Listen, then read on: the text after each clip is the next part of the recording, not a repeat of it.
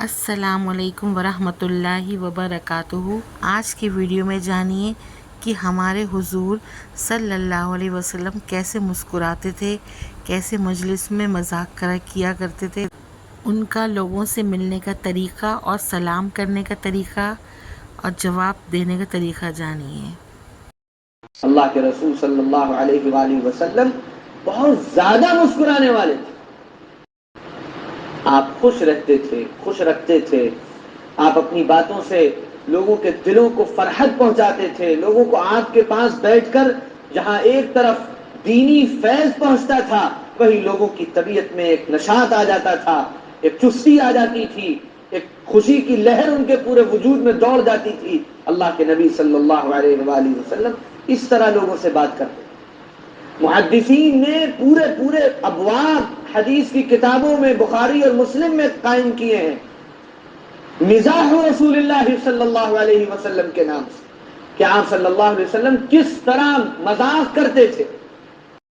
آپ کے مذاق میں کوئی جھوٹ نہیں ہوتا تھا، آپ کے مذاق میں کوئی خلاف شرع بات نہیں ہوتی تھی، لیکن آپ مذاق کرتے تھے، مزاح کرتے تھے اس طرح کہ لوگ کبھی اچنبھے میں پڑ جاتے تھے، کبھی لوگ خوش ہو جاتے تھے۔ بعض روایتوں میں یہاں تک پتہ چلتا ہے کہ اللہ کے نبی صلی اللہ علیہ وآلہ وسلم کی جب مجلس لگتی تھی، آپ کی عادت تو نہیں تھی بہت کھلکھلا کر ہنسنے کی، آپ اکثر و بیشتر بس مسکراتے تھے، لیکن صحابہ تو سب طرح کے تھے۔ تو بعض مرتبہ مجلسوں میں ایسی باتیں شروع ہو جاتی تھی کہ صحابہ ہنستے ہنستے لیٹ جاتے تھے، جیسے ہمارے محاورے میں لوٹ پوٹ ہونا کہتے ہیں۔ یہ دین کے منافی نہیں ہے، یہ دین کے خلاف نہیں ہے، دین کی حدود طے ہے۔ اتنا نہ ان سب چیزوں میں لگ جانا کہ فکر آخرت سے تم غافل ہوتا۔ باقی انسان دنیا میں رہتا ہے، اگر وہ ہر وقت فکر اور غم اور ہم اور غم اور تشویش اور الجھن میں رہے گا، وہ مر جائے گا تھوڑے ہی مہینے، چند مہینوں، اس کا دماغ جواب دے جائے گا، اس کا دل جواب دے جائے گا۔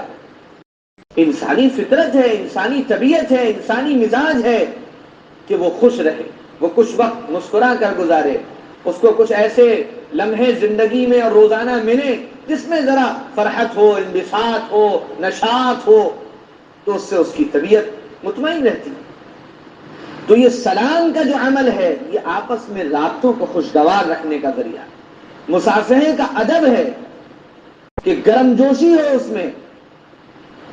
غالباً فقہ کی مشہور کتاب ہدایہ، اس میں جہاں سلام کا تذکرہ ہے، مجھے یاد پڑتا ہے اس کے حاشیے میں جو حاشیہ لکھنے والے ہیں انہوں نے یہ ادب لکھا ہے کہیں سے، اور غالباً کوئی حوالہ بھی انہوں نے دیا کہ اللہ کے رسول صلی اللہ علیہ وآلہ وسلم جب مصافحہ فرماتے تھے تو وہ نازک سا مصافحہ نہیں ہوتا تھا کہ کوئی انگلی چھڑا کر تبرک لیتا ہوا گزر جائے۔ آپ مصافحہ کرتے تھے پوری گرم جوشی کے ساتھ، ہاتھوں کو ہلا دیتے تھے۔ اس سے یہ نیچر ہے، فطری طور پر اس سے انسان کو ایسا محسوس ہوتا ہے کہ ہمارا اچھا تعلق ہے، محبت کا اظہار ہے، اپنائیت کا اظہار ہے۔ یہ سب سلام کے آداب ہیں۔ اپنے بچوں کو، بچیوں کو سلام کی ایسی پختہ عادت ڈالیے کہ گھر میں داخل ہونا حرام سمجھیں بغیر سلام کے اپنے۔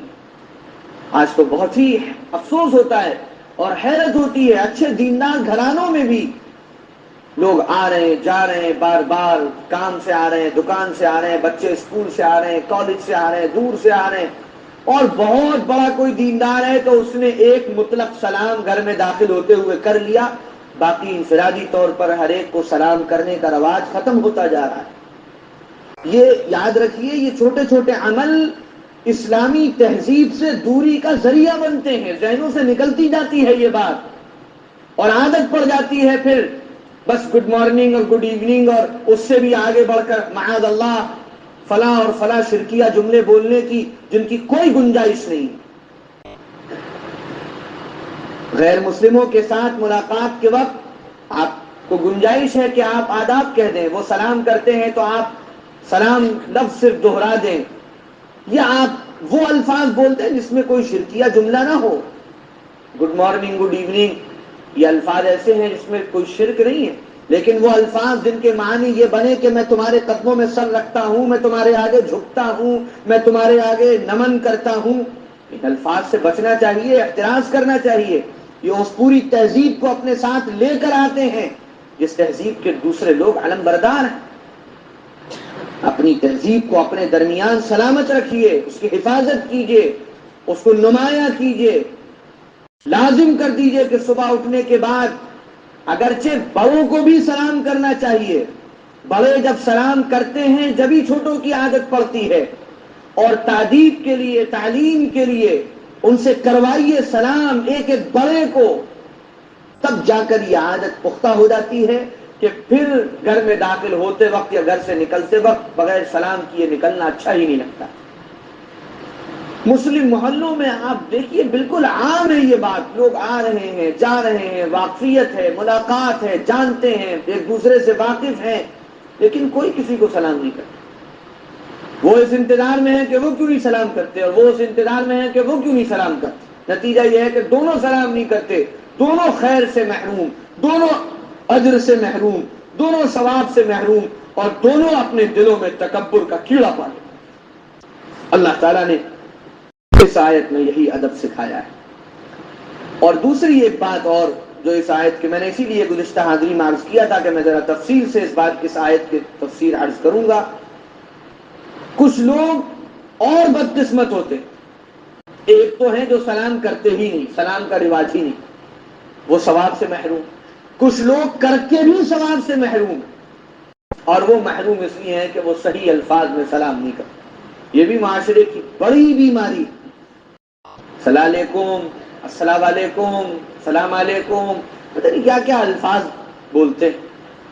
جس زبان کا لفظ ہے اس زبان کا صحیح تلفظ اگر نہیں ہوگا تو وہ لفظ ادا ہی نہیں ہوگا، وہ معنی بنیں گے ہی نہیں، وہ اجر ملے گا ہی نہیں. آپ سلام کر بھی رہے ہیں اپنے جانتے میں، اور اللہ کے یہاں کوئی اجر اور ثواب اس پر نہیں. سیکھنا چاہیے. ہمارے بعض بزرگوں کے یہاں تو اس پر سرزنش ہو جاتی تھی، تنبیہ ہوتی تھی، سخت اٹھا کر واپس کر دیا جاتا تھا کہ پہلے سلام صحیح الفاظ کے ساتھ کر کے آؤ تب بیٹھنے کی اجازت ہوگی. السلام علیکم ورحمۃ اللہ وبرکاتہ. اب اس میں السلام علیکم، السلام علیکم، السلام علیکم، السلام علیکم، یہ پتہ نہیں کون سے سلام ہیں. یہ عربی کے سلام تو نہیں ہے، ان پر ثواب تو نہیں ملنا، ان پر اجر نہیں ملنا، ان پر کوئی دعا کا تبادلہ نہیں ہونا. بلکہ بعض لوگوں نے تو لکھا ہے کہ بعض الفاظ تو اتنا بگڑتے ہیں کہ اس کے معنی بالکل بدل جاتے ہیں. یہودی کے بارے میں روایات میں آتا ہے کہ وہ اللہ کے رسول صلی اللہ علیہ وآلہ وسلم کی خدمت میں حاضر آیا، اور آ کر اس نے معاذ اللہ لام جو سلام کا ہے اس کو کاٹ دیا، السلام علیکم کہا، جس کے معنی یہ تھے کہ معاذ اللہ تمہیں موت آئے. اللہ کے نبی صلی اللہ علیہ وآلہ وسلم نے وعلیکم کہہ دیا سے. سیدہ عائشہ صدیقہ سن رہی تھی، ناراض ہو گئی، یا رسول اللہ وہ آپ کو موت کی بددعا دے رہا ہے. آپ نے فرمایا کہ میں نے اس کا جملہ اسی پر لوٹا دیا. ہمیں اندازہ بھی نہیں کہ ہم کیا بول رہے ہیں، کیا کہہ رہے ہیں. ہمیں بچوں پر کتنی فکر رہتی ہے کہ وہ انگلش کے ورڈز کا پروننسیشن صحیح نکال رہے ہیں یا نہیں نکال رہے. فوراً اسکول پہنچ جائیں گے کہ یہ کیا سکھایا جا رہا ہے آپ کے یہاں، یہ کیا بول رہا ہے، یہ نالج کو کنو لگ گئے پڑھ رہا ہے، یہ اور کس لفظ کو سائیکولوجی کو سائیکولوجی پڑھ رہا ہے. آپ اسے سکھا نہیں رہے. اس کو بتائیے کہ پی ہے ضرور لیکن سائلنٹ رہے گا، پڑھا نہیں جائے گا. یہ آنر کو ہونر کہہ رہا ہے.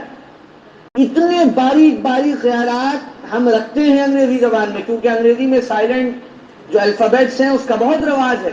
اگر آدمی صحیح سے سنے گا نہیں تو پڑھ نہیں سکتا. تقلید سے بھاگنے والوں کو پتہ ہونا چاہیے، وہ زندگی بھر ہونر پڑھتا رہے گا، وہ زندگی بھر پتہ نہیں کیا کیا پڑھتا رہے گا. سننا ضروری ہے. کسی کے پاس بیٹھ کر جب سیکھے گا تب اسے پتہ چلے گا کہ یہ لفظ پڑھے نہیں جاتے، لکھے ضرور ہوتے ہیں. اسی طرح عربی میں، قرآن میں، نماز میں، اذان میں، ذکر میں، تلاوت میں، وہاں ہمارے اندر یہ حساسیت کیوں نہیں ہوتی کہ ہم صحیح لفظ پڑھ رہے ہیں یا نہیں پڑھ رہے.